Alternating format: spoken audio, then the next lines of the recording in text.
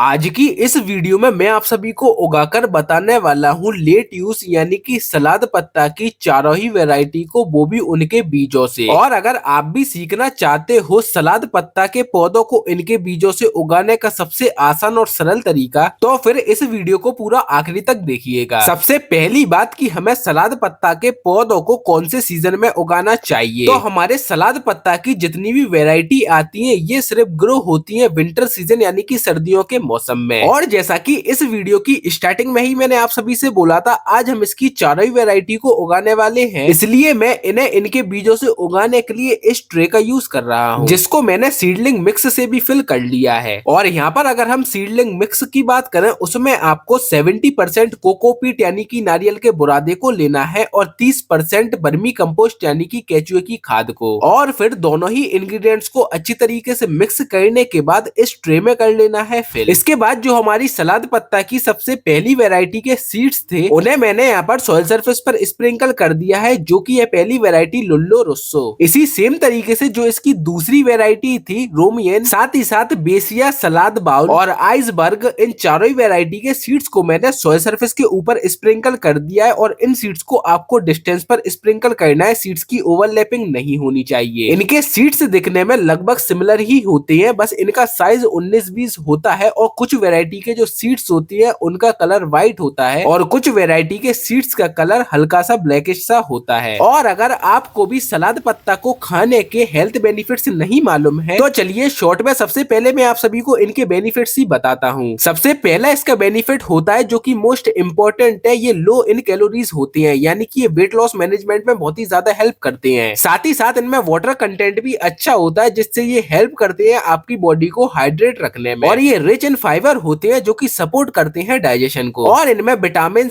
A and के होता है, जो कि हमारी स्किन, आइस और बोन हेल्थ के लिए बहुत ही ज्यादा बेनिफिशियल होते हैं। इसी सेम तरीके से इनके और भी ढेरों सारे बेनिफिट्स होते हैं हमारी हेल्थ के लिए। और अगर आप इनके बेनिफिट्स को डिटेल्ड में जानना चाहते हो तो एक बार कमेंट बॉक्स को चेक कर लीजिएगा। सीडलिंग करने के लगभग 30 से 35 दिनों बाद जो हमारे सलाद पत्ता की चारों ही वैरायटी के पौधे होते हैं, ये ट्रांसप्लांटिंग के लिए रेडी हो जाते हैं। जब तक ये पौधे ट्रांसप्लांटिंग के लिए रेडी नहीं हो जाए, तब तक आपको इन पौधों की डेली बेसिस पर वाटरिंग का रखना है ध्यान। और अगर अब आप ये सीखना चाहते हो कि कैसे इन पौधों को आपको बिग साइज के पॉट में ट्रांसप्लांट करना है और साथ ही साथ क्या क्या इनकी केयर रहेगी, तो इस वीडियो के अगले पार्ट को देखना बिल्कुल भी ना भूलें। उसके लिए हमारे चैनल को सब्सक्राइब कर लीजिए।